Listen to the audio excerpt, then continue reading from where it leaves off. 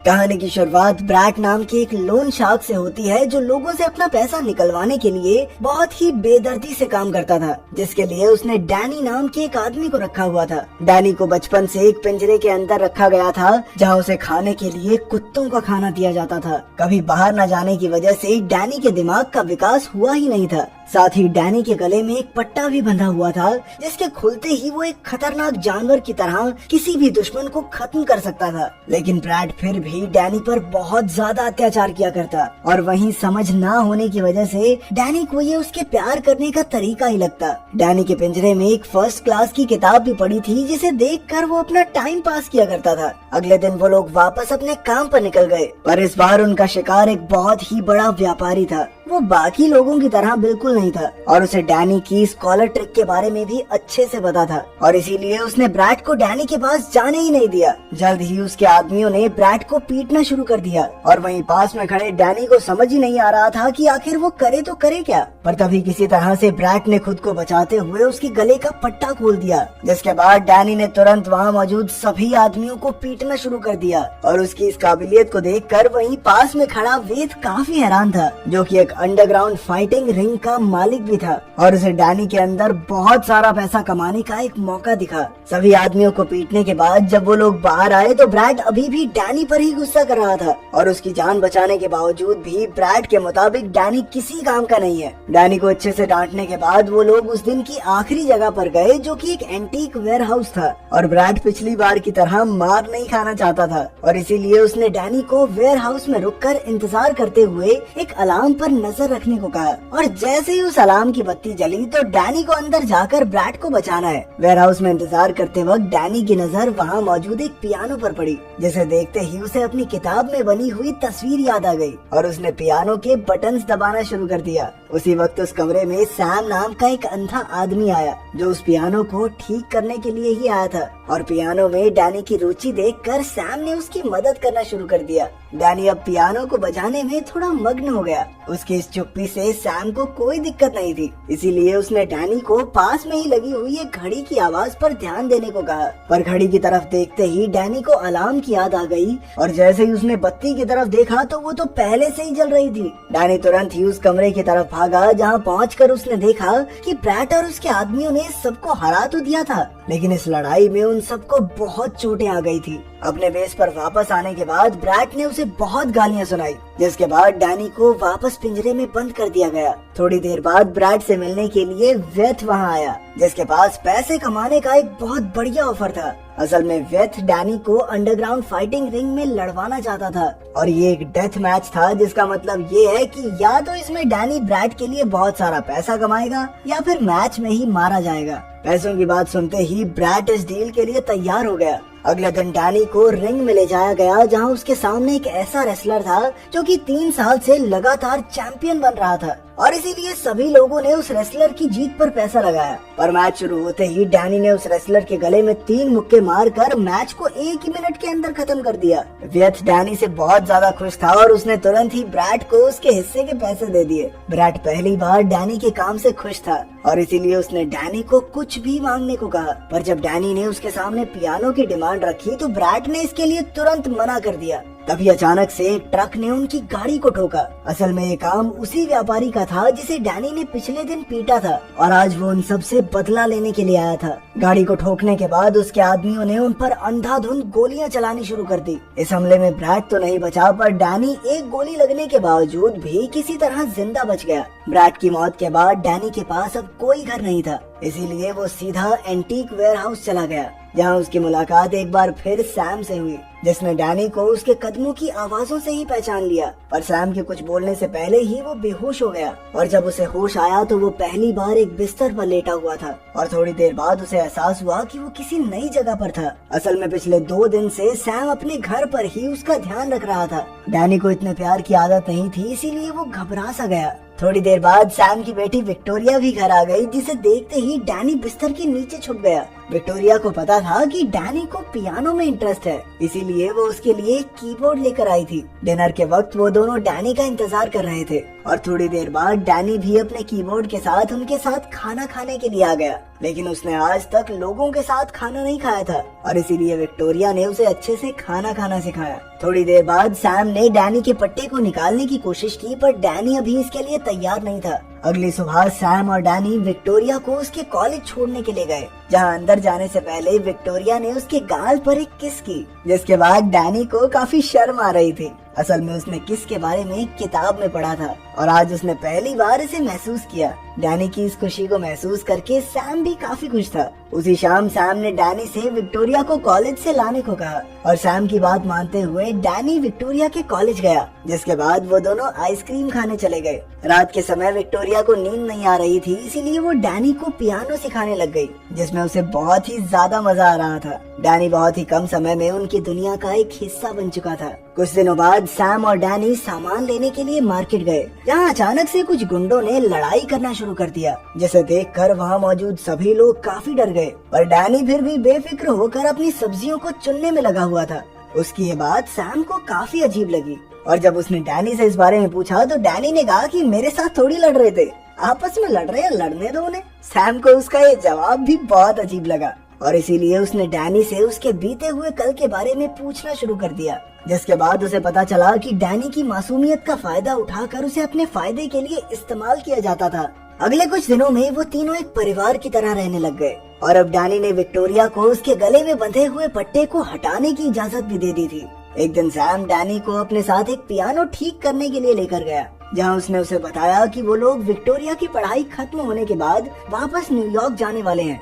ये सुनते ही डैनी काफी उदास हो गया, पर तभी सैम ने उसकी उदासी दूर करते हुए उसे बताया कि तुझे भी तो साथ ही लेकर जाएंगे पागल। काम खत्म होने के बाद डैनी को उसके हिस्से के आधे पैसे दिए गए और पैसे मिलते ही डैनी तुरंत ही सबके लिए तोहफे लेने चला गया।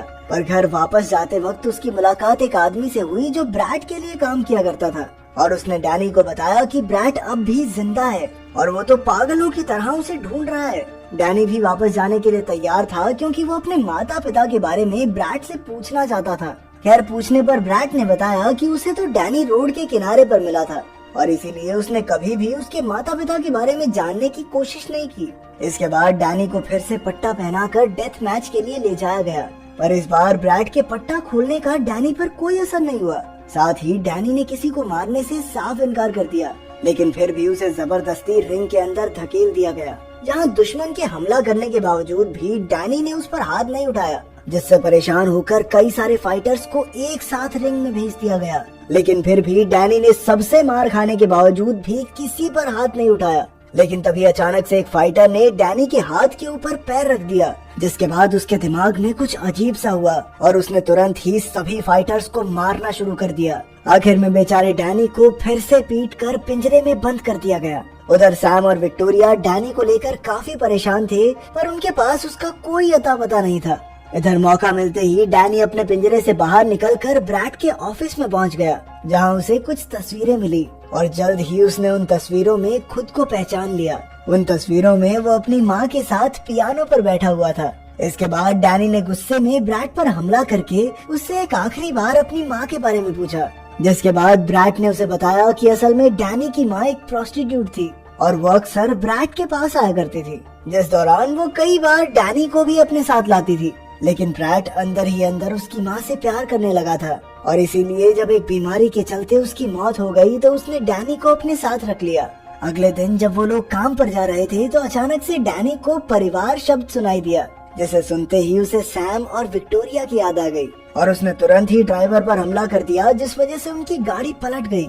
इस मौके का फायदा उठाकर वो वहाँ से भागकर सीधा अपने परिवार के पास पहुँच गया। उधर सैम और विक्टोरिया भी उसे देखकर बहुत ज्यादा खुश थे। जब डैनी ने अपनी माँ की कहानी सुनाई तो उन्हें भी बहुत दुख हुआ। विक्टोरिया ने उन तस्वीरों को देखकर सैम को उस जगह के बारे में बताया, जिससे सैम जल्द ही समझ गया कि ये कौन सी जगह है। इसके बाद सैम डैनी की माँ के बारे में और जानकारी लेने के लिए उस जगह पर गया, जहाँ पर काम करने वाले लोगों ने उसे तुरंत ही पहचान लिया और उनके मुताबिक डैनी की माँ एक पियानो प्लेयर थी। पर एक दिन अचानक से वो अपने बेटे के साथ गायब हो गई। उधर विक्टोरिया ने उस तस्वीर में मौजूद म्यूजिक नोट्स को पढ़कर उन्हें पियानो पर बजाना शुरू कर दिया ये वही धुन थी जो डैनी की माँ बजाया करती थी, और उस धुन को सुनते ही डैनी की सारी याददाश्त वापस आ गई। असल में डैनी की माँ एक बहुत ही गरीब पियानो प्लेयर थी, और इसीलिए उन्होंने अपने शरीर के बदले ब्रैड से एक लोन लिया था, पर वो हमेशा डैनी को इस सब से बहुत दूर रखती थी। पर एक दिन जब ब्रैड को इस बारे में पता चला तो उसने डैनी से मिलने की कोशिश की, पर उसकी माँ इसके लिए बिल्कुल तैयार नहीं थी। इतनी सी बात से तिल मिलाकर ब्रैड ने उसकी माँ को गोली मार दी, जिसके बाद उसने डैनी को भी अपना गुलाम बना लिया। इधर याददाश्त वापस आते ही डैनी समझ गया था कि ब्रैड एक बहुत ही खतरनाक आदमी था, और इसीलिए उसने विक्टोरिया और सैम को जल्द से जल्द शहर छोड़ने को कहा। पर उनके वहाँ से जाने से पहले ही ब्रैड और उसके आदमियों ने उन पर हमला कर दिया, इसलिए डैनी ने उनको अलमारी के अंदर छुपा दिया, जिसके बाद वो खुद ब्रैड के आदमियों का सामना करने चला गया। और इस बार उसका मुकाबला स्ट्रेंजर नाम के एक आदमी से था, जो ठीक उसी की तरह लड़ता था, पर फिर भी डैनी ने उसे आसानी से हरा दिया।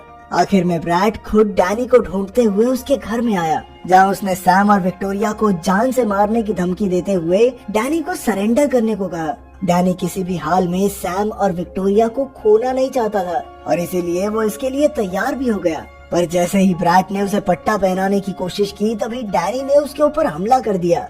डैनी इतने ज्यादा गुस्से में था कि वो किसी भी हाल में ब्रैड को खत्म करना चाहता था, पर ऐन वक्त पर सैम और विक्टोरिया ने बीच में आकर उसे बचा लिया। उसी समय पुलिस भी वहां आ गई और उन्होंने ब्रैड के किए हुए अपराधों के लिए उसे अरेस्ट कर लिया। कुछ दिनों बाद सैम और डैनी एक साथ विक्टोरिया का शो देखने के लिए गए, जहां शो से पहले विक्टोरिया ने सभी को बताया कि वो ये गाना किसी खास इंसान के लिए बजाने वाली है, और असल में ये धुन वही थी जो अक्सर डैनी की माँ बजाया करती थी। ये देखकर डैनी बहुत ज्यादा खुश हो गया।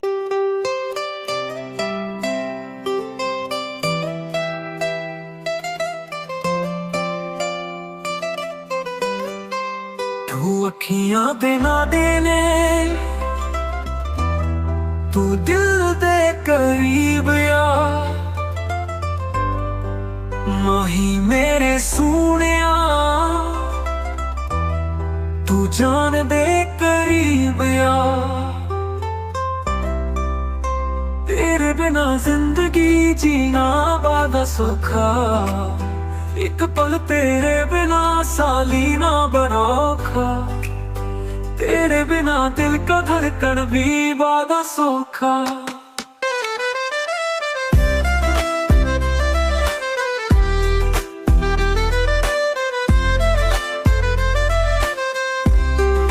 तू अखियां दे ना दे यार, तू दिल दे करीब यार, माही मेरे सोनिया, तू जान दे करीब यार।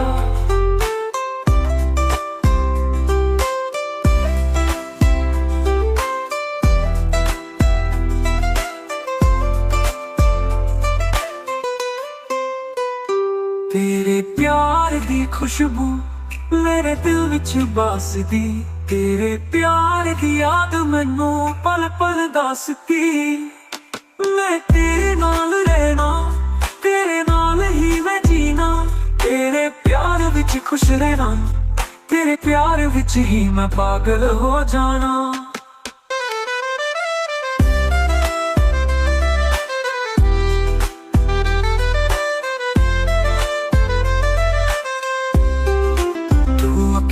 दे ना दे यार, तू दिल दे करीब यार, माही मेरे सोनिया, तू जान दे